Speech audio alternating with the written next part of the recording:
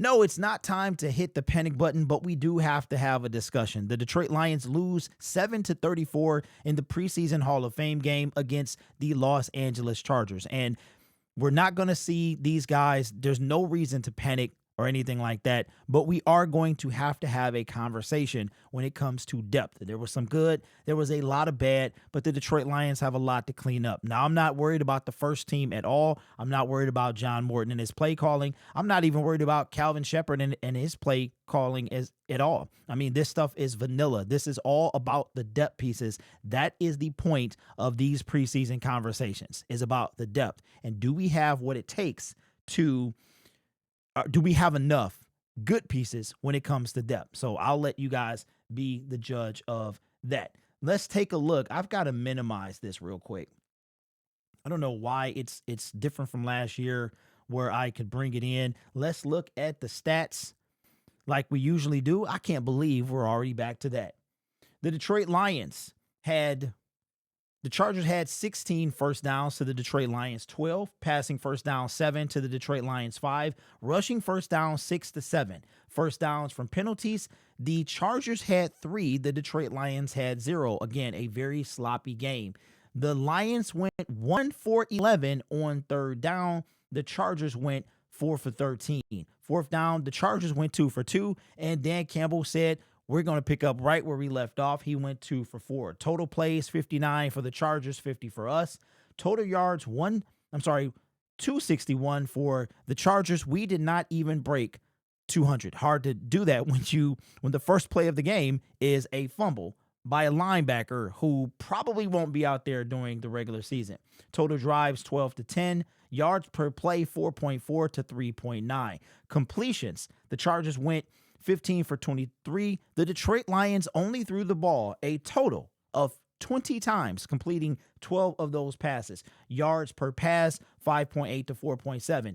Interceptions thrown, 3 by the Detroit Lions and 0 for I was going to call them San Diego Chargers.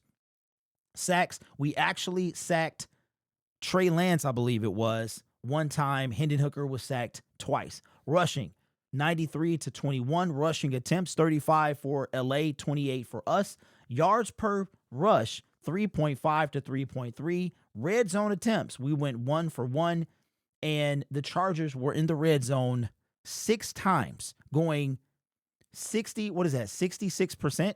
That is insane. Penalties, 3 to 8. All around sloppy game for the Detroit Lions. Turnovers, 5. This was the same number. Isn't it fitting that we ended the season and started the season with the same amount of turnovers? That is crazy. It was 3 interceptions and 2 fumbles. What was it in the the game against the Commanders? I know it was 3 interceptions, 2 by Jared Goff, 1 by J-Mo, and was it was a Goff fumble. Was it another fumble as well? Bro, that would be insane. Somebody put it in the comment section below.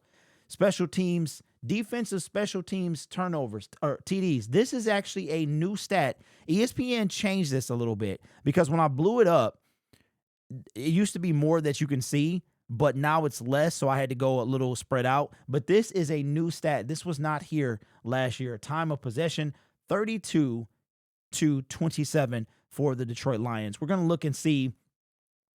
Maybe we'll take a look at the actual game cast as well.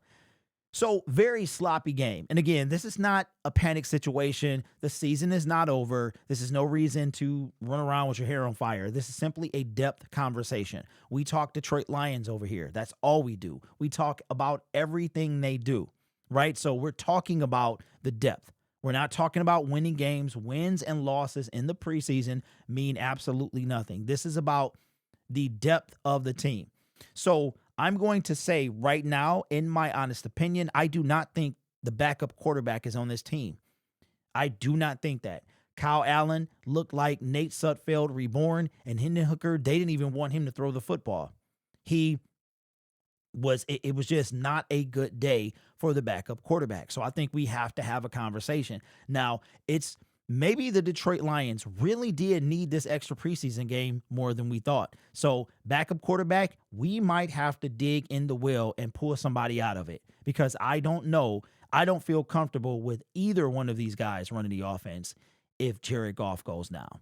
And to tell you a little bit about both of these guys were on the roster last year in some capacity, and we went and got a guy that was retired and coaching high school football to come in and be our backup for the playoffs. And guess what? We wind up using him. So I don't think that right now, with 3 games left in the preseason, that the backup quarterback is on this team. And I don't want to hear about it. Every team needs a capable backup quarterback. We do not have that. Keep in mind, Hendon Hooker and Kyle Allen were going against second and third teams, and in some cases 4, and they looked hideous. Now, you can shake the rust off. You can blame it to a lot of things, and we're going to see more as the preseason goes on, but those are just my thoughts. Not worried about the defense, not worried about the offense. Again, we don't have they're not going to show you anything. Scheme-wise, they're not going to show you anything. It was a lot to watch from the Hall of Fame game, so there's some things that I missed. But number 17, Boodle, I thought he might make the team in a special team capacity. He was trash. But let's go and talk about the good. The good was Craig Reynolds doing his thing. The bad was the fumble from the very start. Fumble by Grant Stewart, who is a linebacker, plays with his hair on fire, probably will make the team. Don't see him returning kicks during the season. Like, I don't see that. I think they're just putting people around and seeing what they can do. But we started off the game on the wrong foot.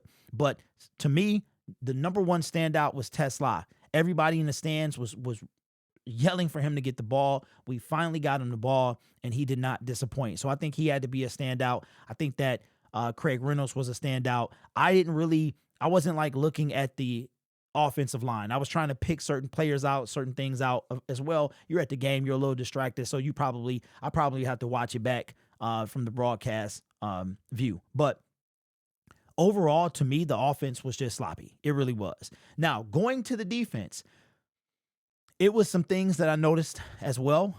First of all, I got to give a shout out to this guy here. Let me make sure I got it right. With the 96th pick in the 2023 NFL Draft, the Detroit Lions select Broderick Martin. He was actually sitting down when the game first started. He wasn't even doing anything. I tried to catch a picture of him sitting down, but he was in there for a few snaps. He did have 1 tackle. I do not think this guy is going to make the team, and I'm going to be paying special attention to Broderick Martin. In his rake straw, a little rusty, a little shake and bake out there. He was in a tough. He was looking rough. But he also has not played in a very long time. So I'm not going to, shut the door on him. Boodle, again, terrible. Rocket Sin, he did pretty well from what I could see. And as far as defense, I mean, Ahmed, I was watching him specifically at first. He whiffed on a sack. But what I saw initially, and again, I have to really know, I don't really know how much he weighs. I have to go look at that. But I think that he's going to have to develop some moves in order, like Aiden, and this would be a great time to have Zadarius Smith back in the lineup. Like, of course, I don't know if Muhammad was out there again. Watching the game at Ford Field or in person is a lot different. You have so many distractions that you could look away for a play and miss something, right? So I got to go back and look at everything. So you guys can put in the comment section what stood out to you, what you liked, what you didn't like, what needs improvement. And are you concerned about anything? I'm not concerned really about anything necessarily.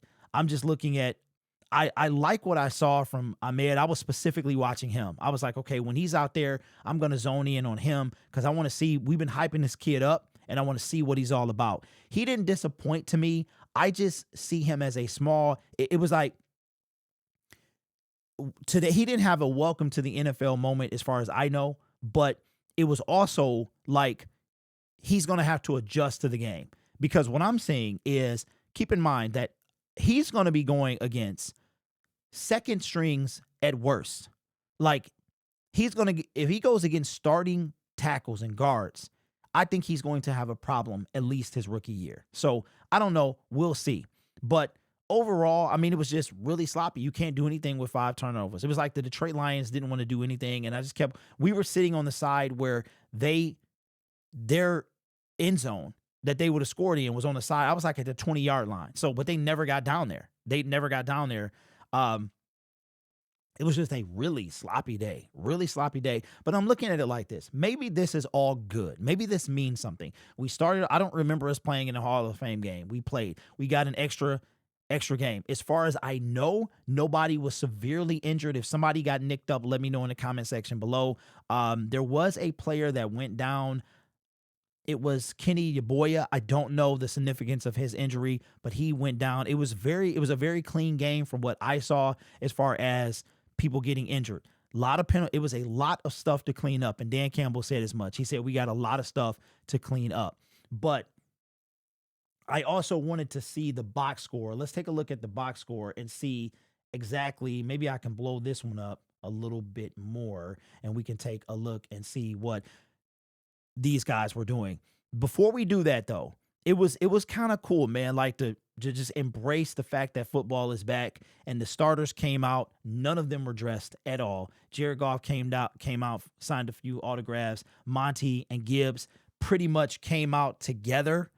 So that connection is still there and still strong. But and Marcus Davenport was also in street clothes. So the Detroit Lions obviously are really banking on him. So let's take a look and see what Kyle Allen, and this is what I was talking about. Hendon played the entire second half, and he threw 6 passes.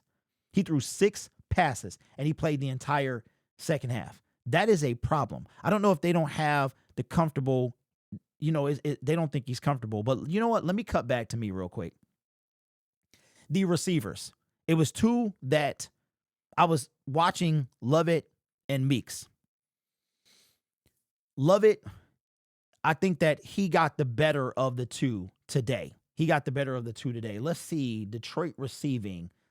Tesla had 2 catches for 24 yards. His long was 24. Levet had 5 catches for 31 yards. You can see here Jackson Meeks had 1 catch for 5 yards. So Levet right now, it's going to be, if the Lions go with 6 wide receivers, it is going to be the 7th round pick. I do believe that there will be a spot for Jackson Meeks. I'm going to be real with you. I think this is Dominic's position to lose. And yes, I think the Detroit Lions are going to have to make some tough decisions on cut day, because I think we're going to need to go with 6 wide receivers. Tim Patrick was not dressed, but you know who was? Khalif Raymond. At least I don't think Tim was. I didn't see him either way, but Khalif Raymond was actually in pads and uniform. So I thought we were going to see him as well. So right now, and somebody asked me, did I think that Tesla was going to push out Tim Patrick? I don't think so, because you've got a veteran as wide receiver number 3.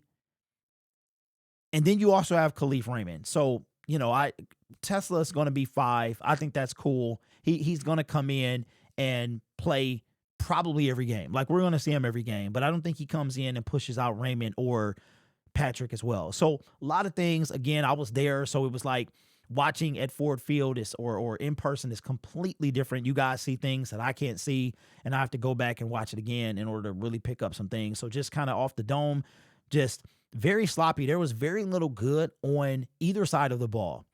Quarterbacks was the worst. On offense, I think the best was Tesla, obviously. A lot of people are feeling, did we give up too much for this guy? I think he's not going to disappoint. Defense, I mean, the Lions were pretty good against the run, but and like I said, I think it was so many things, but I'm not worried about the defense. But believe it or not, the depth is great. Like we're going to need depth, but I would be worried if this happened with the starters. You know what I'm saying? So we'll see how it goes next week. I don't know off the top of the head when the Lions play again. Let me click right here and see when their next preseason game is. All right, so a week from today, which is Friday at 7 o'clock in Atlanta, they play the Atlanta Falcons. And then 8 days after that, they play the Miami Dolphins at Ford Field. And then they play the Houston Texans 7 days after that at Ford Field as well. And then they've got the 8 regular season games at home. So this is going to be good. We've got a week to get everything together. Don't forget, practice resumes on, as far as to the public, I'm pretty sure they're off today. And I know practice resumes for the public on Sunday. So hopefully I will be in attendance that day. But let me know your thoughts. No reason to panic. no reason to worry. However, there's some stuff that needs to be, obviously some stuff that needs to be cleaned up. And I think right now, I don't think either of these backup QBs are ready. That's what I learned. That was the most standout thing from sitting in the stands that I saw today. And everybody I met, shout out to you guys. If you ever see me, don't hesitate to stop if you feel comfortable. You can stop and say hello. Even if you see me live streaming on my phone, I won't show you if you don't want to be shown. All right. So don't ever hesitate to stop me and say hello. All right. This channel is made possible by viewers, subscribers, and members just like you. It's because of your support I get to do what I do. You could be anywhere else on YouTube, but you choose to rock with me. You might be asking yourself, do I ever sleep? Yeah, sometimes. Hopefully just not on the road as I'm traveling to Kansas City. You guys are awesome. Take care of yourself and each other. And as always, go Lions. We made it, y'all. Off season is over. Football is back. And hopefully Zadarius Smith will be here very soon. Go Lions.